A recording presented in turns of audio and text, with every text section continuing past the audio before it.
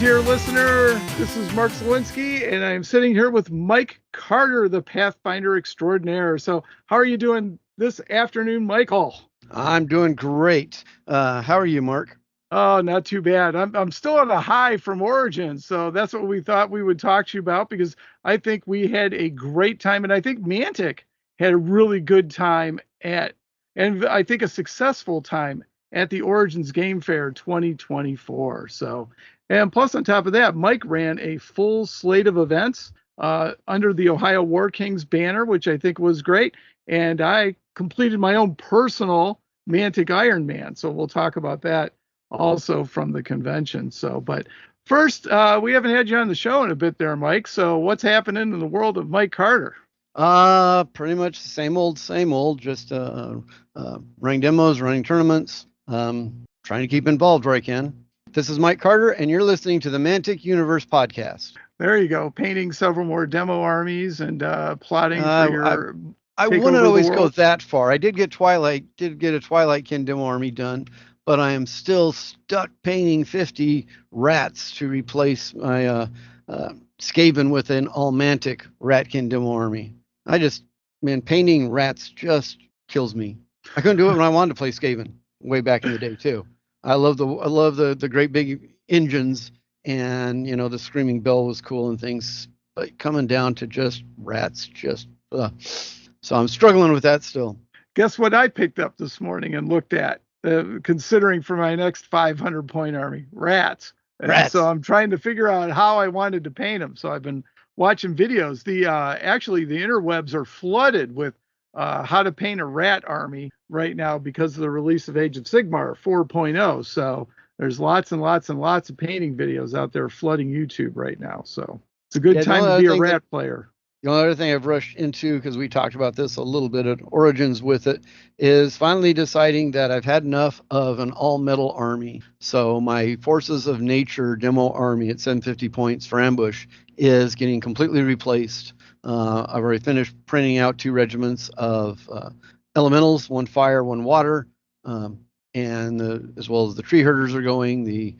Those wonderful centaur models that Mantic did. I know everybody will be so sad to see those go. I don't know. Sometimes I think that those are more glue than they are metal at this point. Well, they'll feature prominently later in the show, actually. So, and remember, Grace is looking to give them a good home, Mike. So, set them adrift in a basket somewhere. So. I've got a bunch of stuff if people really want my old miniatures. I don't know. Hey, to own an original Mike Carter is an honor. So. Yeah. Absolutely. So, well, why don't we start from the beginning? So, Origins Game Fair is a very large convention in Columbus, Ohio. It's usually run in mid-June and every year, and it's a great time. I've been going forever. My 2 children have been going since they've been 3 years old. My wife goes. She missed the past couple years, but she'll be back next year. And so it's just a lot of fun. It's miniatures, role-playing, cosplay, man, you name it, escape rooms, laser tag. It's got everything. It's just a lot of fun. And it's always a good time. And so during this game fair, Mike runs a full slate of Mantic events. And a lot of them are learn-to-plays, basically. And so we're trying to recruit new people for the Mantic games that we play and know and love. So, which is, of course, a very vital mission. And you also do that at Gen Con as well, right, Mike? Yes. And actually, at this point, I'm going to be running slightly more events at Gen Con. I just recently found out. So. There's no like Halo involved there, is there? No. I am still strictly the fantasy guy with it. I saw into the box of Halo stuff that they had in the booth, but otherwise, I've got my order in for it, but I'm just a guy there with it. There you go. And then speaking of booths, this was the first time in my recorded history. I remember somebody said Ronnie might have been at Origins once with a little stand back in the day, hawking elf and undead models. I think that might have been you, Michael. I swear that I remember seeing him. First time I ever saw him was at Origins, a booth kind of is stretching it even. He had a table set up. He had some miniatures there. I don't think I actually bought anything from him there. I think I waited till Gen Con, and then I bought an Abyssal Dwarf army. And then a year later at Gen Con, I bought another Abyssal Dwarf army after realizing that the first one didn't have nearly enough points to do anything with because it was the old hybrid dwarf and metal models. So there were quite a few fewer models in that box. But I know he did not do well and had not wanted to come back. And part of the reason he didn't do well is he didn't really have anything to sell. He had, like I said, elves and dwarves and orcs, I think undead, and then they just come out with abyssal dwarves with it. But there wasn't a game yet. So it was kind of hard to be pushing this as just, oh, here's alternate models for whatever else you might want to use it for. So that was even before I was a Pathfinder, so well over 10 years ago. And so having Mantic back with a full Mantic booth was fantastic. I want to thank them sincerely for that. It's been very frustrating for many years to have people say, oh, that was great. I want to try it. I want to go buy this. Where can I buy this? Well, nobody here has it. You might look at a game, local game shop. You can go online. We've had once in a while, we've had a vendor or two, a vendor a couple of times. I want to say that. We've never had two vendors that have carried some product, but they always kind of missed it. One of the things is Blake and I talk a lot. Blake Schroed, who was there running the booth, and we talk all the time. So I made sure he had our schedule. He knew what we were running. And so as much as he could, he had appropriate products to match it. And that's a key thing with it. If you're demoing something, you want to be able to have people go and buy it.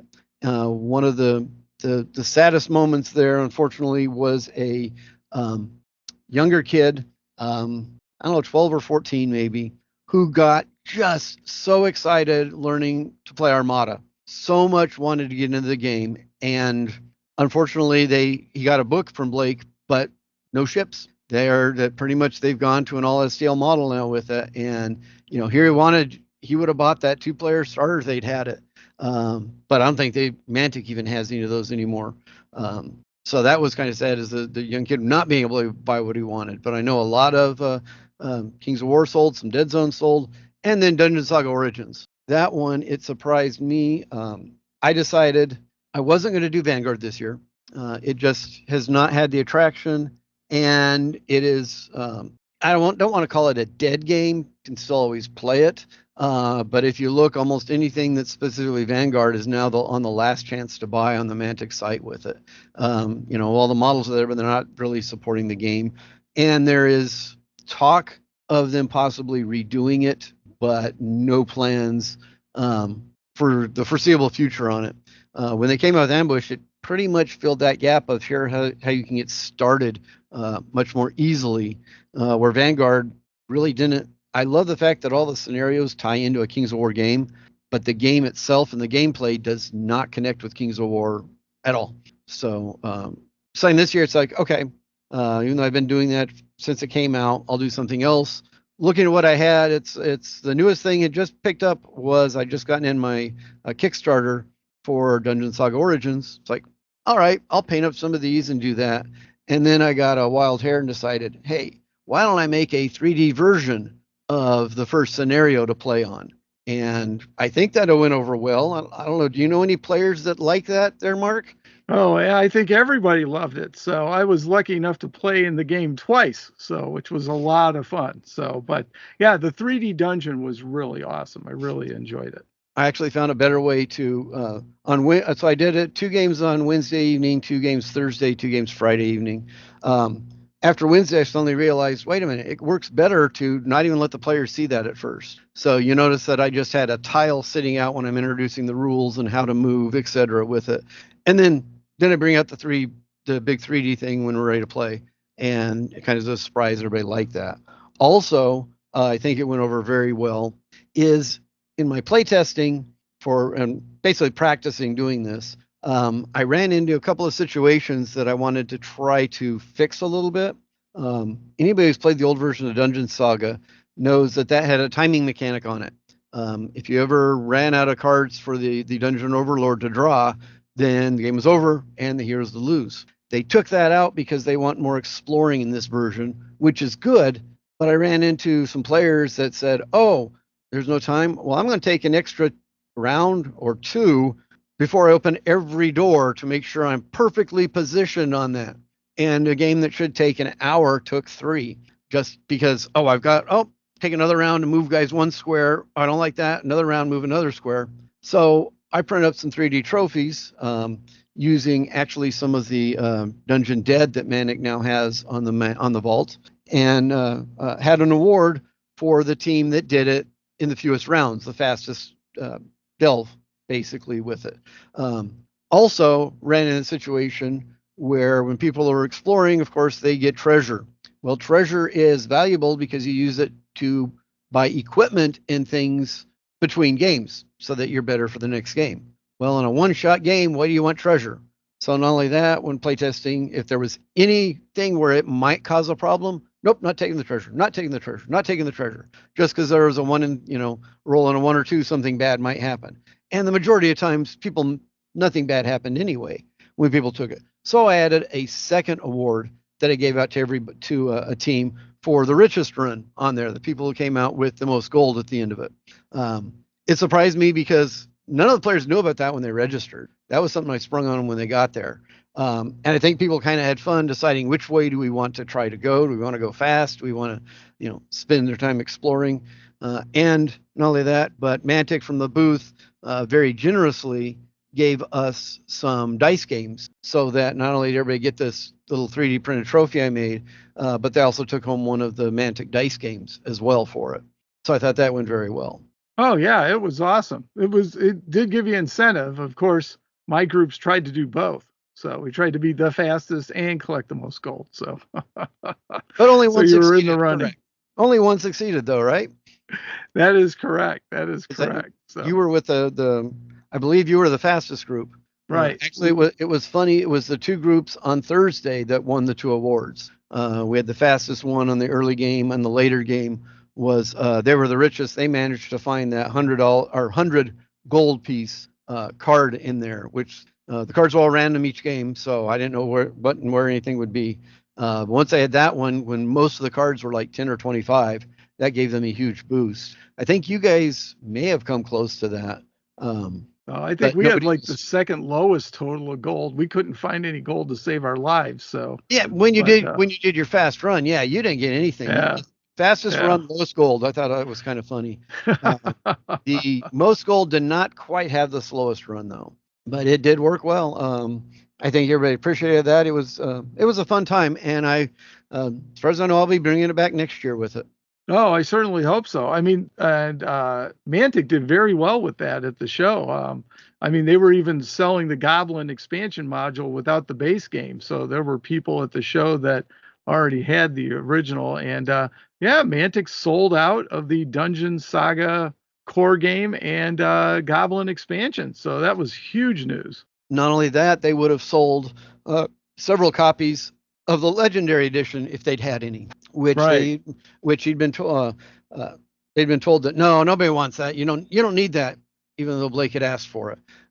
And he could have sold more copies if he'd had more. He was down to literally a single copy on Saturday, which should be their biggest day when you had the most people through. And he just had one copy up on the top, and it's like, yeah, how many more could he have sold had he had it to sell? Absolutely. I think Halo will be big there too. Well, I mean, Origins, a lot of it, big board gamers, lots of big board game conventions. So lots of board gamers there too. So, and Dungeon Saga Origins scratches that itch for being simple, but not simplistic. So, yep. Which is very, very cool. So, all right. And then you kind of mentioned a little bit on Armada. So how did you run your Armada learn to plays, Mike? So I did 5 Armada learn to plays every day at 1 o'clock. This is Andy from Mantic Games, and you're listening to the Mantic Universe podcast. So much universe, so little time. I'm Scott, aka Palette of War. Welcome to Mantic Universe podcast, and check out my YouTube and Instagram. Part of that was, for some reason, back in January or something, for like 3 nights in a row, you know that nightmare where you're at school and you're late for everything? I kept having dreams I was missing all my events at Origins I was supposed to be running. So I had to make sure that I knew when everything was running. So 1 o'clock every day was Armada. I basically took the starter sets for each of the fleets or made an equivalent. So everything was 120 points and 3 ships with it. The only starter fleet that they had that I didn't use is, for some reason, they packaged the Twilightkin starter fleet differently. They gave a medium support ship instead of a medium battleship with it. So it was 30 points lower than any other fleet. But then I suddenly grew up brain, wait, there is a medium battleship, and just swap that one out for it. I then also made some equivalent ones of a large, medium, and small ship for both pirates and ghost fleets, which actually were very popular fleets. But yeah, I had all 14 available fleets, including a Kingdoms of Men, and I don't think any of them ever didn't get used with it. Basically doing up to 8 players at a time. I think it went very well. Yeah, I mean, were you sold out every event? I mean, the one I was in, you were. So I was sold out for every Armada event, but they weren't always full. Especially on Sunday at 1 o'clock was really kind of disappointing. It had been sold out through Saturday. Sunday morning, somebody had actually refunded their ticket. Let me mention that too. For anybody who goes to Origins now, they've changed their ticketing system with it. So normal individual events don't cost anything. You just sign up to guarantee a seat. However, if you know that you're not going to go to an event that you have a ticket for, please go on there and refund your ticket. You don't get anything back, but there are wait lists for mini games. And the waitlist people don't get notified if you don't just show up, but they will get notified if you refund that ticket for it. So I was trying to encourage people. Somebody did that, and a guy picked up that ticket, and then it was only him and one other person that actually showed up for it. So even though it was sold out for 8, I only had 2. That was the worst for anything of Armada. I did have a Kings of War as well at 2. So what can you do? But yeah, all the Armada had been sold out before the con started, and almost all the Kings of War as well. And the Dungeon Saga, yeah, that went fast. Instantly. I couldn't get Colin a ticket. Yeah, I could only find one ticket. They filled up right away on day 1. They were gone pretty quick. I guess what surprised me on that is for some reason I just expected more groups or something with it. Almost all of these, you may have had 2 people that knew each other. I know we had a couple of parent and child, and at least 1 or 2 married couples doing it. But I kind of thought you'd have somebody saying, "Oh, this is our gaming group. We're all going to go. We're going to grab all 4 of them and all know each other and do it." And never saw that. So that would surprise me a little bit. But yeah, it's definitely I need to figure out next year how to add more games on it if it's going to be that popular. And it's not hard to run because I can basically sit on my butt the whole time. And, it's not like I'm trying to project over 8 feet in 2 directions to teach people how to do this on my feet. And then going back and forth answering questions. It's just like, oh, we're all playing. I can answer it right here. Just sitting there relaxing. The big advantage Dungeon Saga Origins has is you're playing the Overlord, so you can teach and ask questions because you're interacting with that game as opposed to running 4 games, 3 or 4 games simultaneously. So yes, big advantage there. So, but Armada was very popular. The people I played with, we had kids and parents, and they thought it was great. So, but yeah, that's the thing. It's an STL game now. So, I mean, I don't know if I don't know what the solution is for Armada. So one of the things to encourage it too is I give away a ship to anybody who plays in the demo for Armada, except the Wednesday players. I'm sorry, I haven't set out and I completely forgot about them to mention it to my Wednesday players. But yeah, so I print out a bunch of these, and it's just a nice way to get them started with it. I can't really do a unit in Kings of War to do the same thing. Yeah, no, that's hard. So that would be hard to do now. And if I could, get a large supply of plastic sprues to give a sprue away, that could be something would be nice with it. I did get a bunch of the little ambush booklets for rules that were available. Not everybody took one, but they were there. They could use them, et cetera, to help them get started with it. Because the whole thing is getting them started, getting them excited. So if nothing else with Mantic there, they'll go and buy it. Right. I want to get more gamers and drive sales. Absolutely. So, Armada, again, I don't know what to do. So I'm hoping it doesn't go south because it's a good game. It's really a good game. It is a good game, and I start running into how do you promote this game when there's not much. And I'd like to see if they can do something on the Vault with it. I know they have the existing packs, and if you're not a subscriber, you have to buy the packs, which is 2 packs to get any fleet. It'd be nice if they actually had it packaged somewhere where you could just buy the fleet as STLs then on it for a complete one. And I don't know if it would be additional extra packs on there, which to me could make sense to do packs of stuff of, you can do it by armies as well with it. Here's all the stuff we have for a given army together for people who don't already subscribe and have everything on it. Or even if I know they've talked about putting stuff out on like My Mini Factory. I don't know how much is out there. Since I've subscribed since day one to the Vault, I actually haven't looked to see what's out there. I guess maybe I should just so I'm informed. There you go.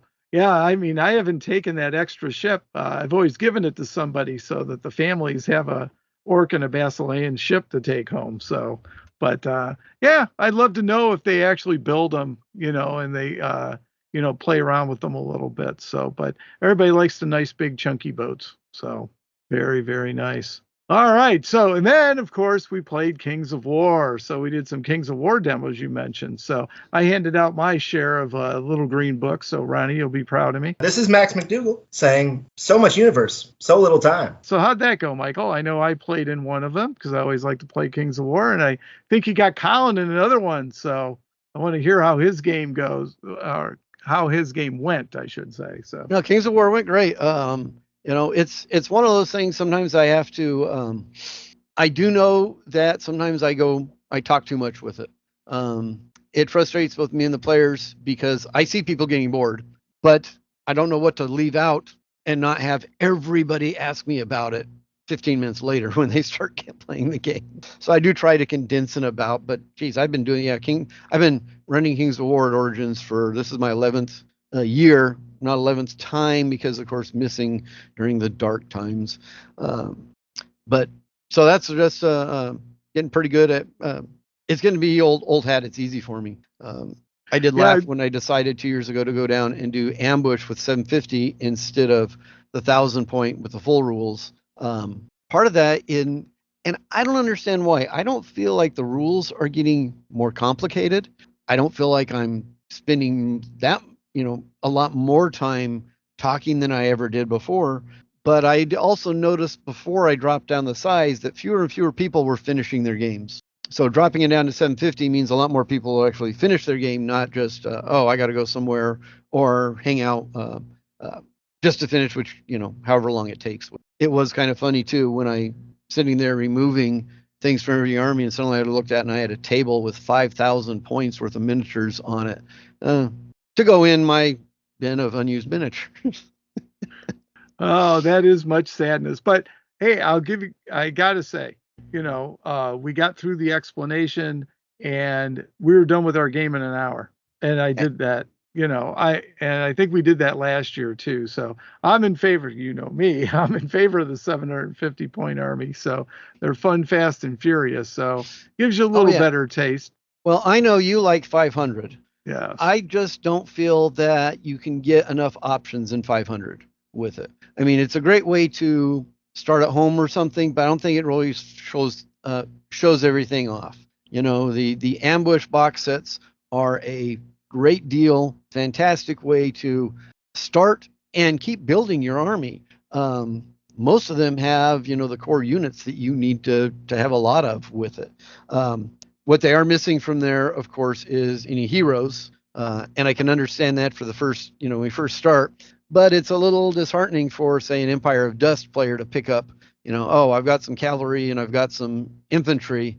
Oh, and now all my guys, I can't surge here. And that is such a key component to Empire of Dust with it. So being able to add in, have I've made sure that every army, except Night Stalkers, of course, has an inspiring unit in it, if not a hero. I had that missed before, not for the learn to plays, but a little something else that I like to do with these. Oh, and we can talk about that next. So the next thing you ran, which was a lot of fun, and this was my second year doing it, was the How You Use It tournament. And I love doing this with the 750 point armies. I mean, we finished, so much earlier, an hour earlier than our projected time. Hooray. Oh, yeah. So it was great. I think it works. The only thing about doing everything with ambush now that I don't like is the fact that I have to mark up my 4x4 mats with some tape to use them, since ambush plays on a 3x3. And I don't like the way that looks. So who knows, I may end up going and buying myself a bunch of 3x3 mats. I'm not going to cut up the mats I have. I'm not that desperate. Yeah. Please don't do that. Heart-wrenching when you see somebody do that. But I may see, and especially 3x3 are, getting down to some of the cheapest mats they make, since they're less than half of a regular King's mat. But besides that, no, I like it. It's fun seeing the players' opinions on things. I forget, who was saying the first round that the Twilight Kin were broken? Oh, it was Kara. It was Kara. She was playing them against me. Oh, yeah. I can't believe this. I can't believe this.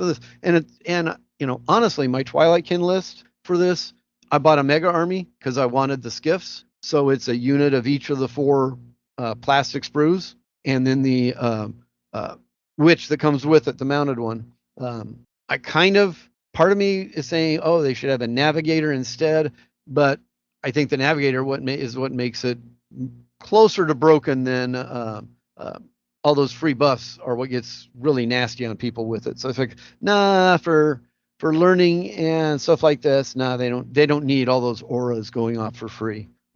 So I built that, and it went well. I was very happy with it. We had 8 people, and that was great. It is nice seeing these events growing again. In the past few years with it, I believe not last year, but the 2 years prior, we had 1 and 2 people there signed up for it. So it's can't really do it there with it. You end up getting 1 game in, and okay, the winner takes home a little trophy. But we had 4 last year. Yeah, 4 last year. Having 8 people works great for 3 rounds, perfect. So really excited about seeing that. Think it went really good. And I was just about to look up here. Oh, I can tell you who was first, second, and third. So yes, you can. I was going to say, I kind of thought it was fun because we had former master Eric Trowbridge, who actually lives in Columbus. He came out for it, which was great. And Grace Patterson, who also lives in Columbus, she not only came out for it, but she ran some events for us as well. She ran, and she was the one doing the only non-Mantic based events that we ran this year. And she basically did a seminar type thing about making custom bases and how to get, elevate your game there beyond just some sand and flock with it. So that went very well. And then I was very surprised here with it because she then came out and won the whole thing. She won the How You Use It tournament. I think that was her first tournament win that I'm aware of. Now, she's very used to taking home trophies because either she gets best painted or best sportsman very often for it. So she has a wall of trophies already. But actually going and winning one that was just game-based was pretty cool for her. Eric did come. The other thing was surprising with it is nobody went 3-0. By the second game, there wasn't anybody who was 2-0, and we had 3 total ties in this. So that was, kind of weird on the standings where you expect, oh, here's a clear winner. Nope. In fact, Eric came in second. She only beat him by 2 points, which were scenario points. So that was strong. Kara come back and took a third place in there. And then the next place, dropping down 12 points from the first place winner, was you, Mark. You came in 4th. Yay! There you go. And you know what the odd thing is too? I played 1, 2, and 3. So yes, you did. You were one of those ties that screwed them up from. Yes, I was. So yeah, Kara and I played, and I can't believe I actually won that game. It blew me away. I tied Eric and then lost to Grace. So Yep. Yeah, one, you two, were three. the stepping stone that everybody used. That's right. It's always made me feel better when I've gone to tournaments and end up having my butt kicked to find out that, okay, I was at least kicked by the guy who won the thing with it. So it's not like, oh, I lost games and those are right down, and the people I lost to are right down to the bottom half with me, and we all suck together. So I lose games to the good people. And I laugh because I've never yet come in dead last in anything, simply because even when I'm sucking really bad at a GT, for some reason, I'll go with the other person who's 0-4, and they're the only one I ever win. So I can't even win that last place trophy myself. Yeah, well, I've done it a whole bunch. So yeah. But the other thing too is, if you're I don't know how much you would be interested. Probably not, because you don't go to GTs, but you will have a master's score for this if I ever get around to actually pushing out all these scores. So Matt Temple can record them. Coming in fourth, you're in the top half. Hey, there you go. Hey, I played two points. masters. I played Kara and Eric, and Grace. So that was, I can't say it was an easy room. So two masters players, and Grace is a multiple GT player. So I mean, she plays a lot. So well, and there were Eric has won it. Kara, she's a former U.S. champion back when we had the U.S. championship at Adepticon. She had won there. That I always like to brag a little bit, because I remember teaching her how to play Kings of War the first time at Origins, in fact. And a few years later, she went on to win it all, beating my son in the last round. And but also Kyle Ritchie played a couple of games, and I know Blake went to Masters last year. I'm not sure if Kyle went into Masters or just played best of the rest.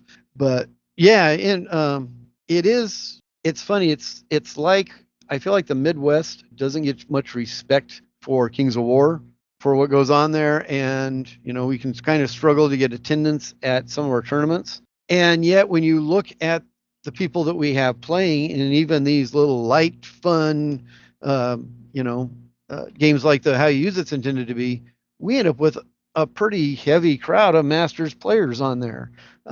So anybody that wants some good competition, come to one of our Midwest events. We have some tough competition there for you to get practice. And on top of that, if you're playing for fun, playing them is a lot of fun. I had 3 excellent games, and so that was the best. And that last game that I played with Grace, boy, she caught me.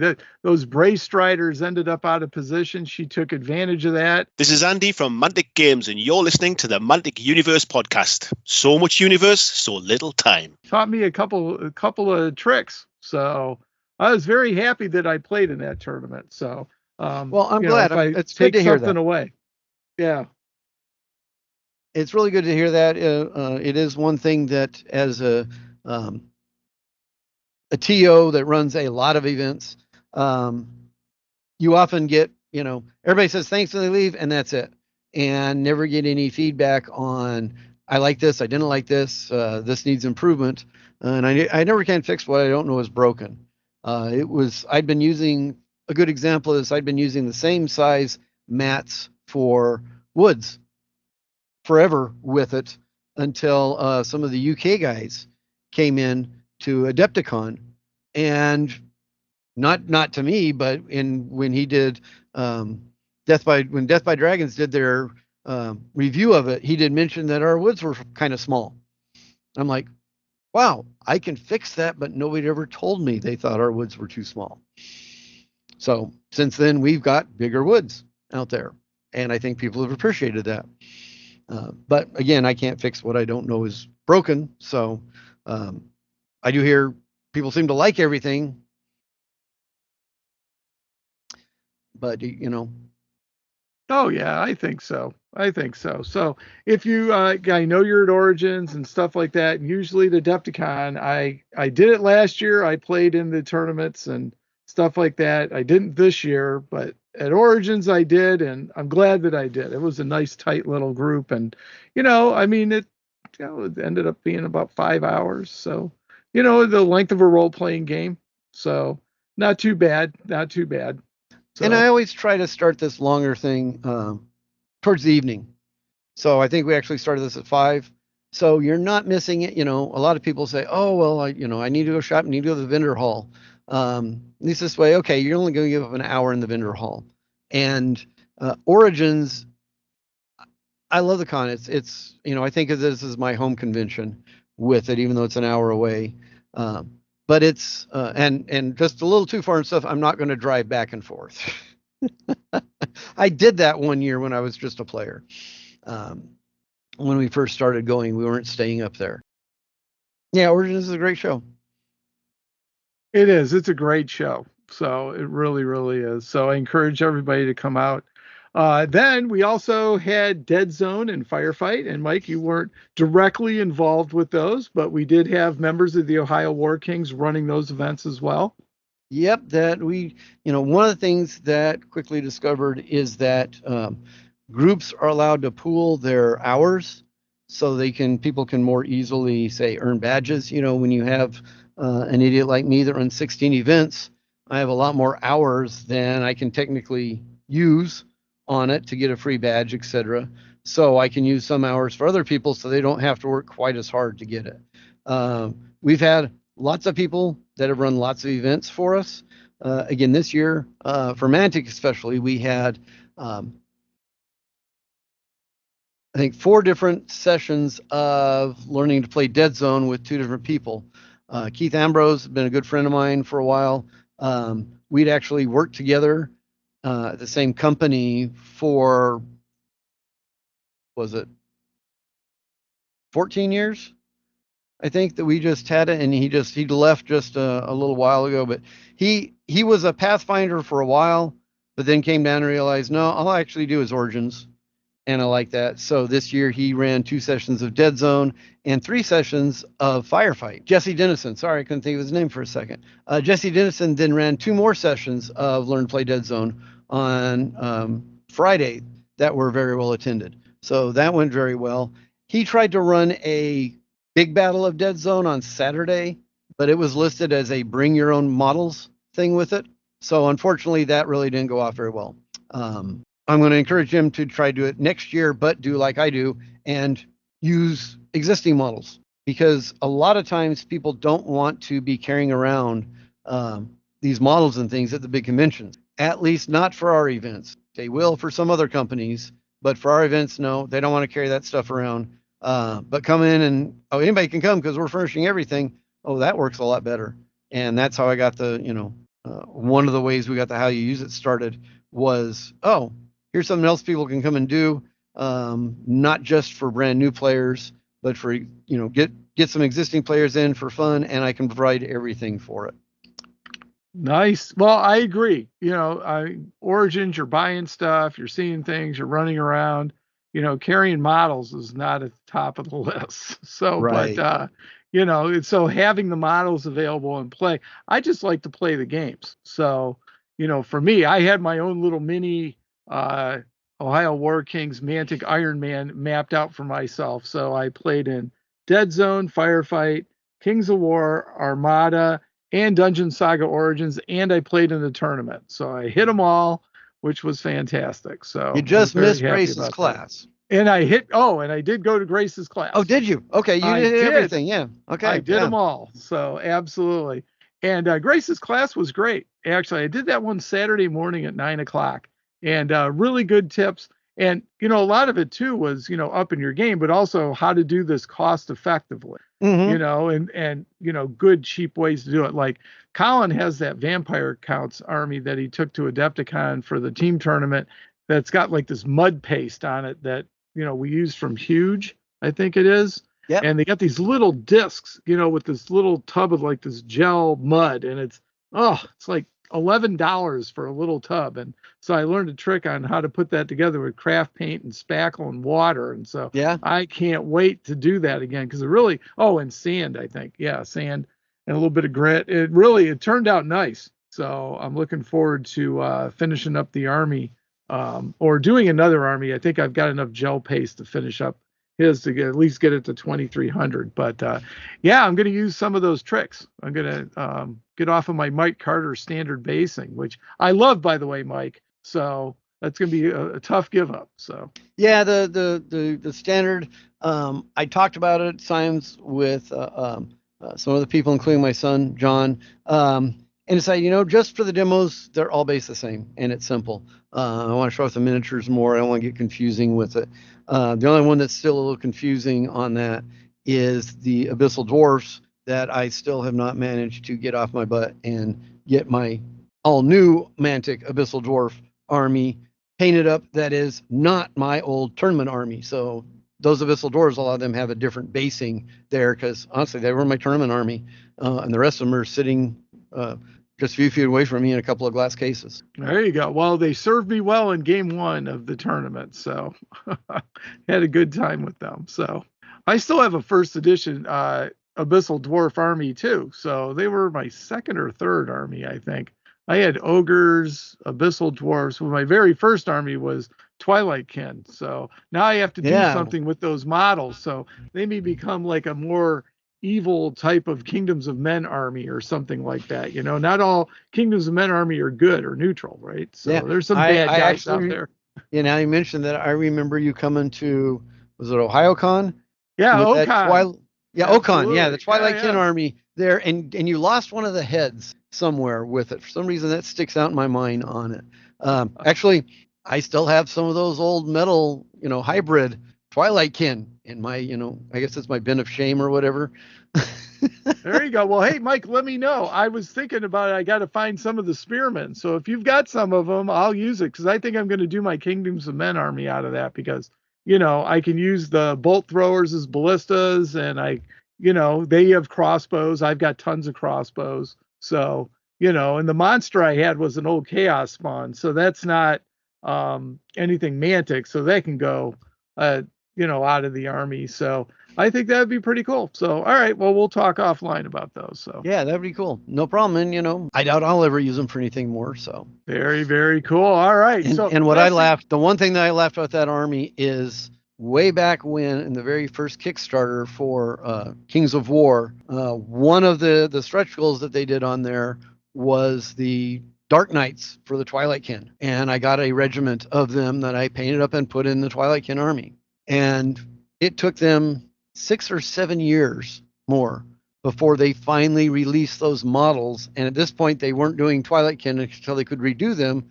So they came out now as the Abyssal Horsemen. But when they first came out and they were in my original Twilight Kin demo army, what are now Abyssal Horsemen were the original Dark Riders that you could only get through the Kickstarter. Right. Yeah, I've got a unit of those as well. So absolutely. Got a troop of those. So yeah, I got a troop too. So absolutely. We'll talk. Maybe you can have a regiment soon. Hey, there you go.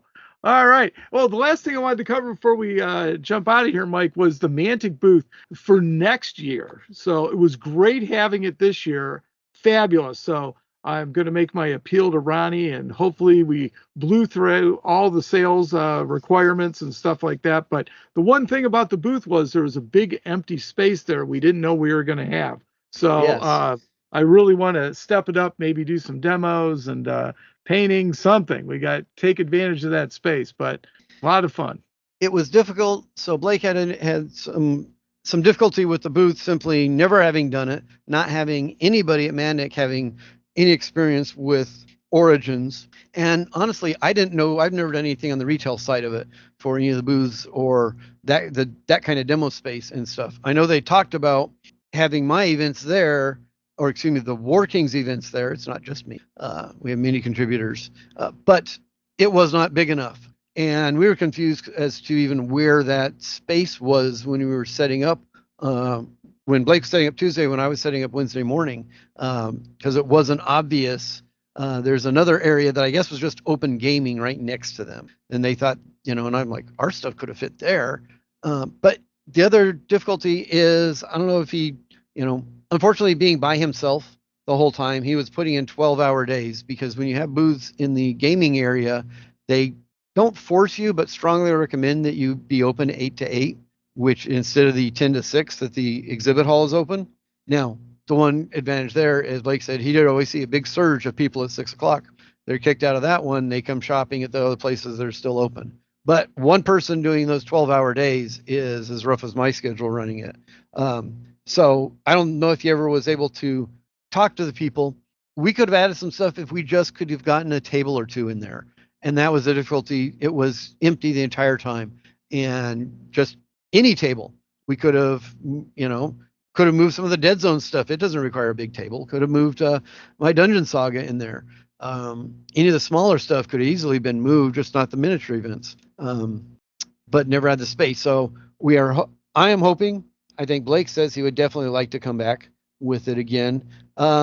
We just have to see how it works. It could be fun. It's not a cheap thing to do for Mantic. But hopefully, I think Blake did show that this little, worthless convention that you can't make any money at, none of that was true. I think he went something like 50% over we're just throwing a number out goal for you. He blew 50% past that, and they didn't expect him to make that much. So it's one of those things that it's like, I don't see a reason why Mantic shouldn't come back again next year and do it. You don't have to have Ronnie at every show and fly out people from the UK for every show with it. Just somebody having the products and working with us so that they can be supporting the stuff that we're playing. And as long as somebody is likes the game and stuff, if they have if Mantic would want me to run a little more or less of something, well, talk to me about it. If it's something I enjoy doing and want to do, I don't have a big problem with it. So I don't mind, it's not going to be, Ohio Workings are not planning on going away from Origins. We're going to keep our area, et cetera, with it. But I want to work with Mantic so that they can be supporting us and we can be supporting them. Absolutely. That booth has so much potential. Origins is a demo convention. So yes, you're going to catch people. And the Mantic booth was in a great spot. I mean, they had a primo spot in the open lake gaming area. I mean, it was fantastic. So it was right on the main drag. So yes. The only disappointment I had is there was a big black curtain up, so you could not see. Yes, I hated that. We couldn't see each other from it. It's like, part of that was it did turn out that we were where it was. We could not easily be moved simply because I'd paid for power in our area. And actually, Blake did not have any in the booth, which was he ran into some issues late in the day, several days of things like his iPad running out of power and he couldn't take credit cards like the last half hour when he was there. But those are things that they can fix in the future and know about. But yeah, just having some stuff going on, having a couple more, one other person there, so it's not one. Just one guy by himself the entire time. No, I think this is I've always thought Mantic could do something well with this. And it's, at least now I believe they've been shown that you can do well with it. Absolutely. So I want to give a shout out to Ronnie and Kyle to say thank you for bringing a booth to Origins. We just want to build the player base and, keep running and show people how much fun Mantic games are. And I think we succeeded this year. So I'm hoping next year we can do even better. So. Well, and again, a huge shout out to Blake Schroed. Absolutely. Blake, the man. Yeah, that he worked pretty much, 3 12-hour days, and Sunday was only 9 hours he's finished at 3. So 7 hours on Sunday, and on Wednesday he didn't start till noon. So that was only 8 hours then, but still, putting in a full week's of work in just 5 days there. And for half of it, he was by himself. His son, Kyle Ritchie, came up and did help him a bit later, which I think really helped out. And Kyle Przezinski actually came down with him Tuesday and helped him set up the booth. So both those helped out a bit. But just having somebody there, give somebody a chance to wander around or just go to the bathroom.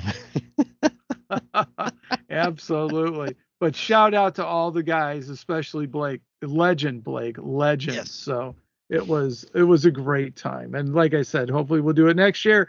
And hopefully you might consider joining us. So at least stopping by the convention for a day or two and, hanging out. So it's a lot of fun and stuff going through. And it'd be nice to see Mantic. Oh, and I got to say, Mike, if we had worms in stock, we would have blown through that too. So I gotta have that parting shot. So, but both Worms and Halo, they had great big banners for them.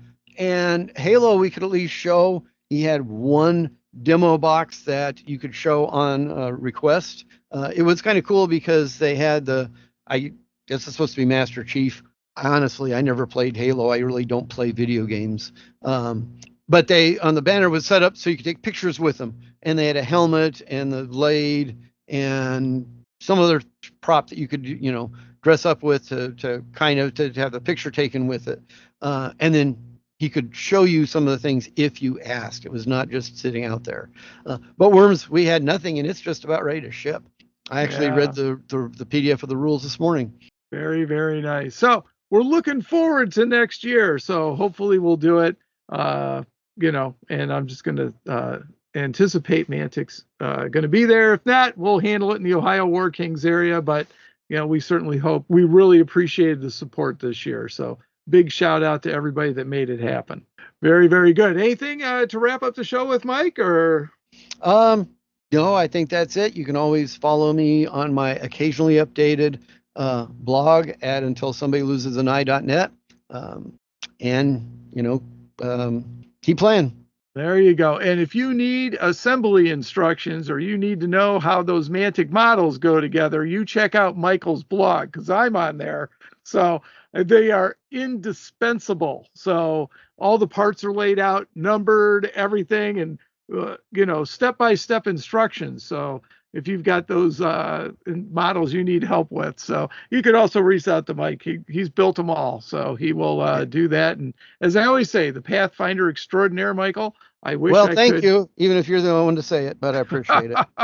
Anytime I can get new models in, that's always something. I like taking some pictures and get them posted up. Eventually, I will have the rest of the Trident Realm stuff that I've got pictures and things for.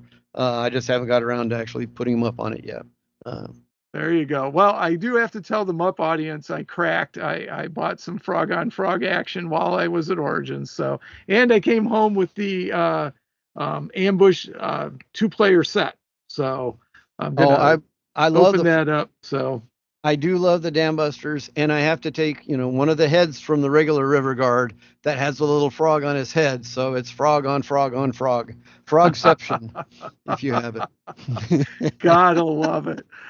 All right. Well, again, thank you so much for being here, Mike. I really appreciate it. And we'll see you along the way and have you back on the show. And we will talk about more fun and exciting Mantic excitement. Thank you for having me, and appreciate all you do. All right, gang. Well, thanks so much. And until next time, take care.